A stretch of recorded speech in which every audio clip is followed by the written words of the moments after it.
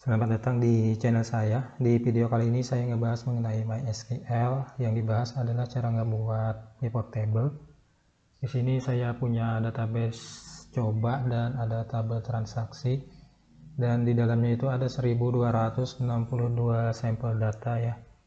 Di sini waktu transaksinya tanggalnya ini masih acak. Nanti dari data yang acak ini diurutkan menjadi seperti ini ya, sesuai dengan tanggal dan juga sesuai dengan dikelompokkan berdasarkan kategori ya. Dan dari sini nanti diubah lagi menjadi seperti ini. Jadi tiap tanggal, tiap kategori itu didapat berapa produk yang terjual ya, menjadi seperti ini. Hasil akhirnya yang diharapkan adalah seperti ini.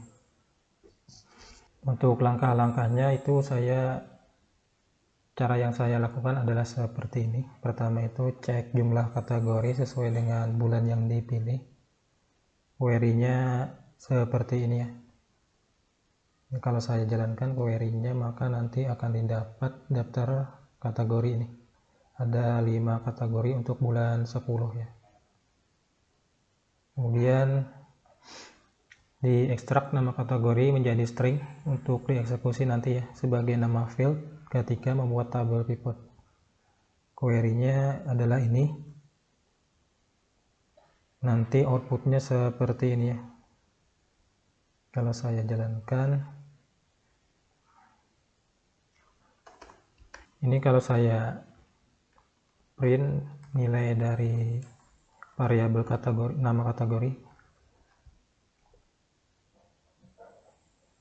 maka ini hasilnya ya. Ini adalah nilai atau data yang ada di variabel nama kategori ini.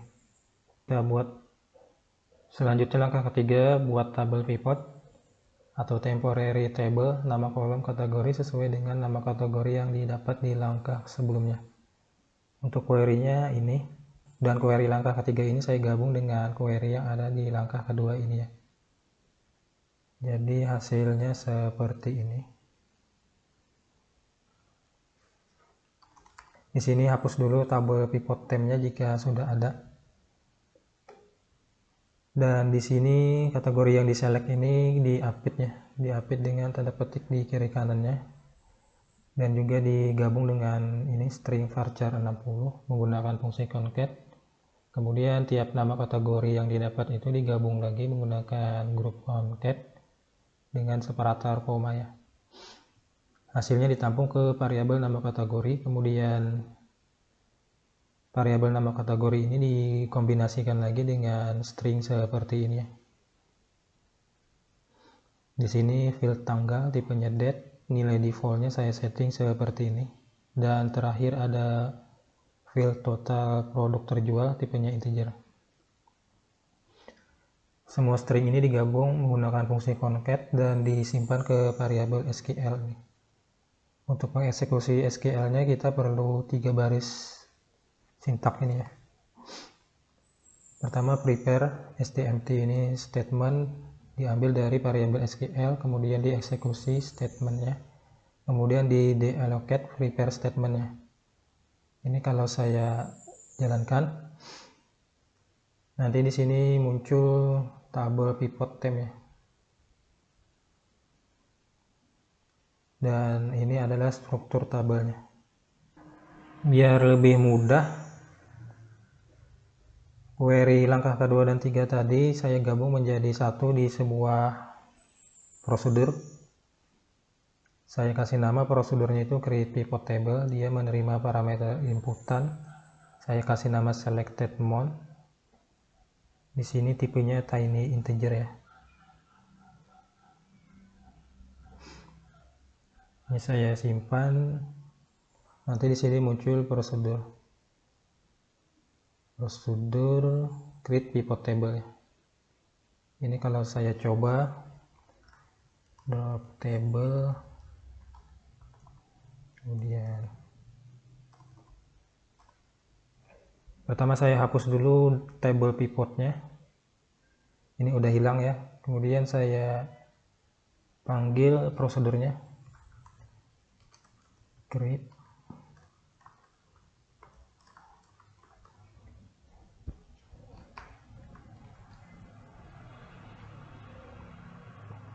Berhasil dieksekusi, saya refresh, dan di sini tabel pivot langsung kembali muncul ya. Berarti query yang ada di prosedur create pivot table ini berjalan dengan baik ya. Selanjutnya adalah langkah keempat. Di sini cari jumlah transaksi per hari di tiap kategori dan masukkan ke tabel pivotnya. Ini adalah query-nya. Query-nya itu kalau dieksekusi maka hasilnya seperti ini ya. Datanya diurutkan berdasarkan tanggal dari yang terendah.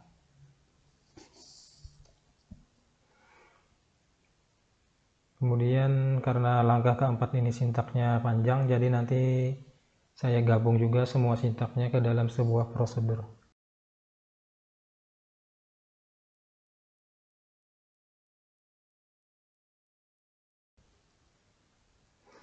Untuk query langkah keempat ini saya bikin seperti ini. Data yang diambil, tanggal, kategori, dan jumlah terjual per hari itu ditampung ke dalam sebuah kursor. Di sini dideklarasikan kursor, nama kursornya adalah kur1. Kemudian datanya diambil dari sini ya. Ada 3 data yang disimpan ke dalam kursor. Tanggal, kategori, dan jumlah, di mana ini 3 data ini diambil dari hasil query ini. Cuma di sini ada error ya.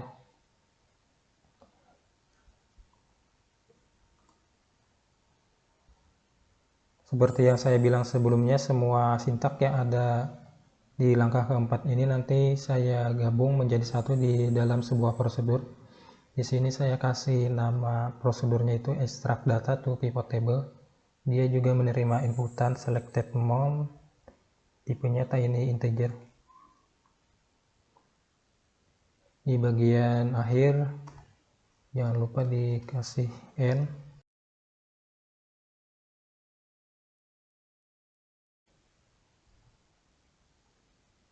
Di sini saya juga memerlukan beberapa variabel seperti ini. Saya deklarasikan nama variabelnya itu dan tipenya integer, nilai defaultnya itu false. Jadi nanti variabel dan ini menjadi variabel boolean. Kategori produk, varchar, dan jumlah, total per date, integer, defaultnya 0, dan seterusnya.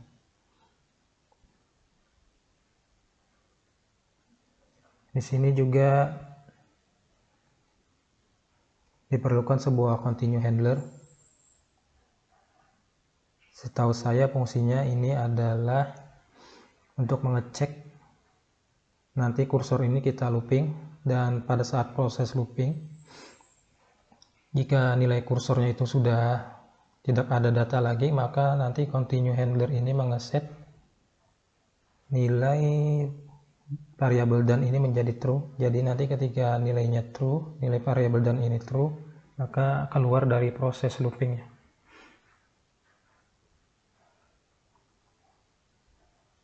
Di sini juga saya tambahkan variabel lainnya seperti ini. Ini set add counter sama dengan 0, langsung seperti ini ya, tidak perlu ditentukan tipenya apa. Berbeda dengan menggunakan declare.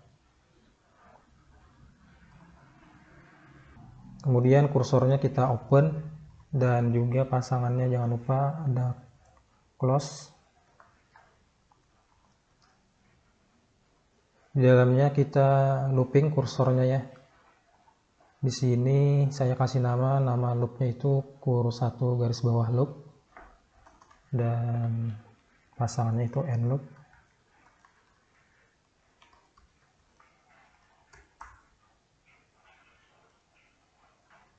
Kemudian harus ditambahkan ini ya di dalam loopnya,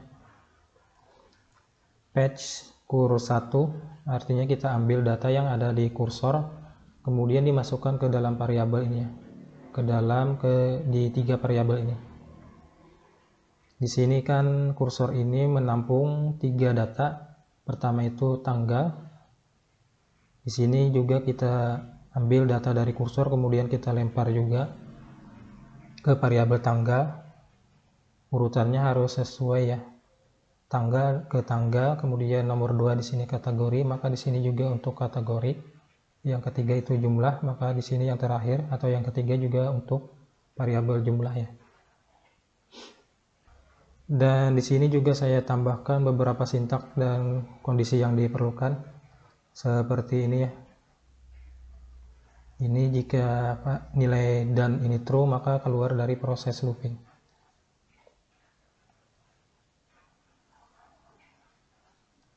Dan di sini ada kondisi lain seperti ini.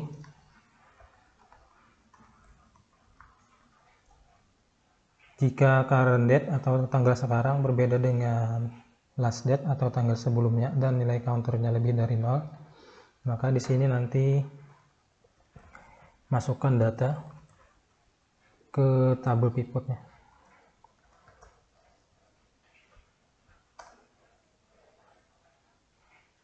Untuk sintaksnya diantaranya adalah seperti ini ya. Di dalam blok if ini terdapat beberapa sintaks seperti ini. Jadi ini setiap kali loop, ini bentar,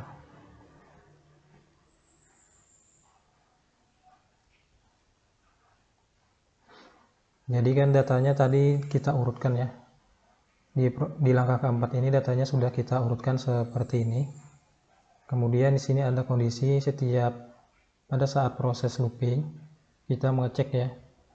Kita cek apakah looping pertama ini berbeda tanggalnya dengan looping sebelumnya.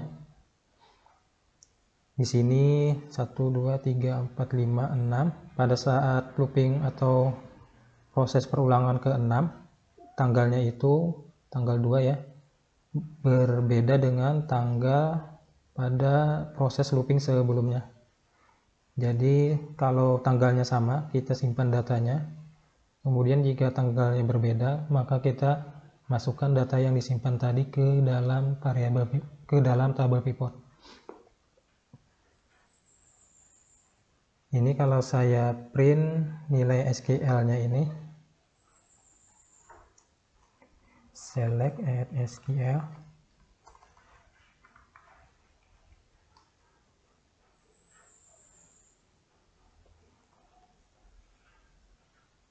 Ini saya refresh. Saya coba panggil prosedur yang sudah dibuat. Create.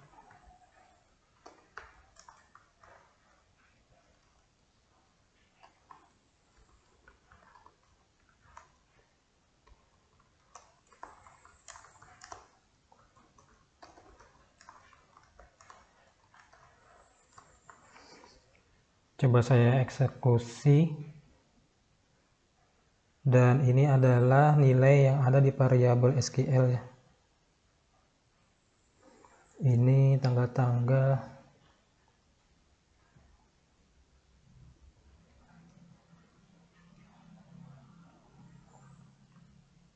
Coba saya bikin seperti ini. Lip.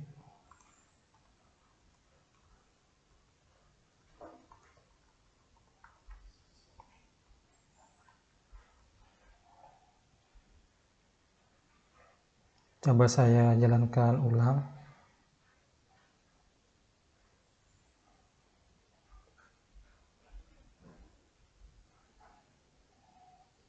Ini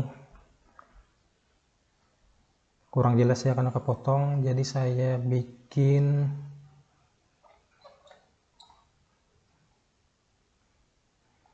output dari SQL ini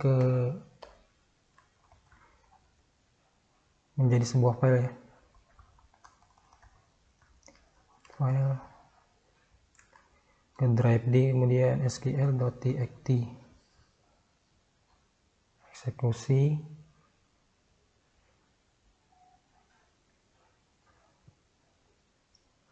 Di drive D ini masih belum ada ya.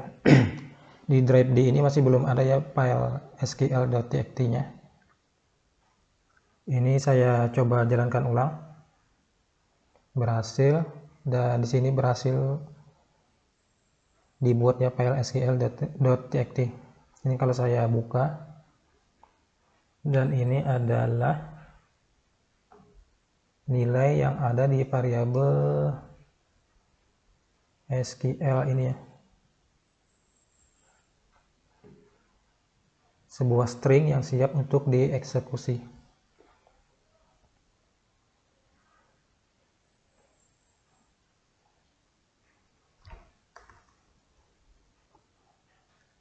Dan untuk mengeksekusi stringnya kita perlu 3 sintaks seperti sebelumnya ya.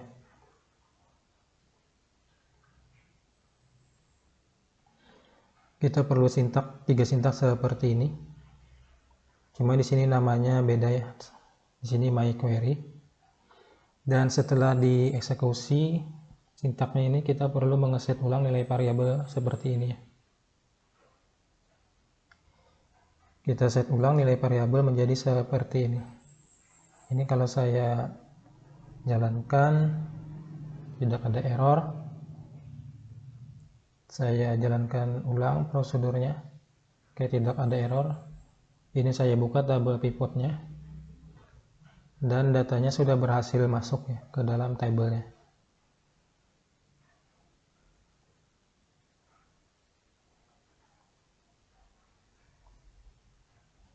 Cuma di sini data terakhirnya hanya sampai tanggal 30 ya. Seharusnya ada tanggal terakhir tanggal 31.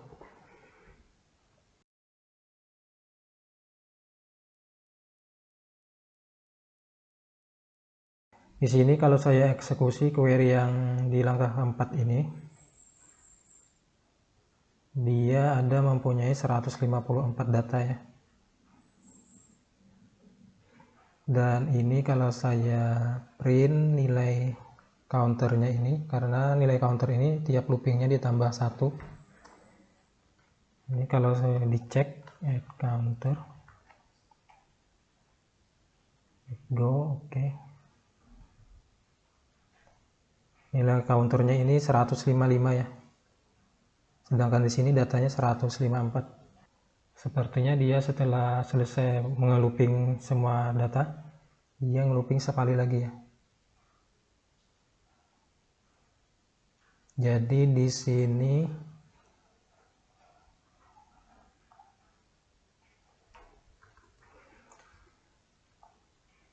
saya tambah kondisi lain di sini ya. Saya tambahkan kondisi seperti ini. Jika tanggal sama dengan tanggal sebelumnya dan nilai counter ini lebih dari sama dengan total data, maka akan mengeksekusi baris perintah yang ada di sini sekali lagi. Untuk total datanya ini diambil dari sini.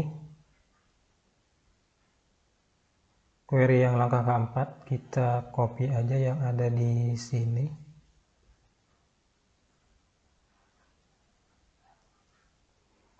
Kemudian kita tes di sini.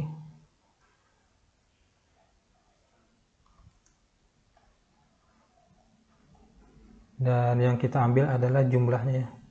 Select count.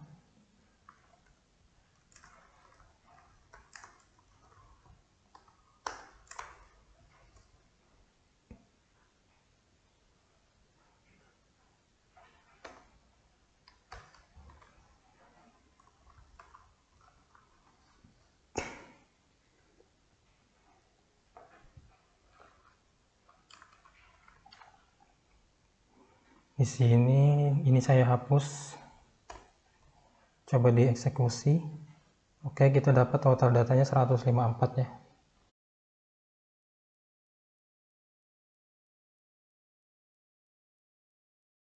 Saya copy dan saya pastekan di sini ya query-nya. Dan datanya saya masukkan ke variabel add total data. Sini into. Coba saya jalankan query-nya. Oke, tidak ada error.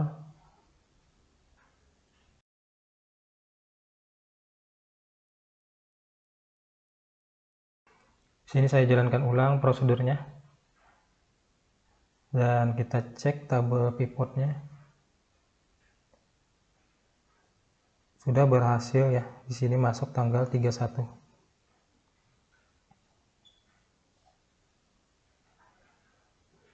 Berarti ini sudah sesuai dengan target sepertinya hasil akhir.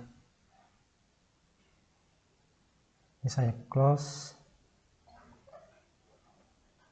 Dan ini akan saya coba hapus kategorinya. Salah satu kategorinya akan saya hapus di sini. Handphone dan tablet akan saya hapus. Delete.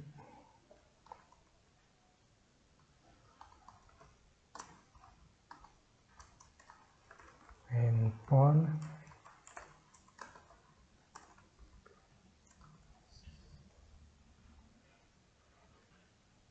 Ada 122 data yang dihapus ya dengan kategori handphone dan tablet.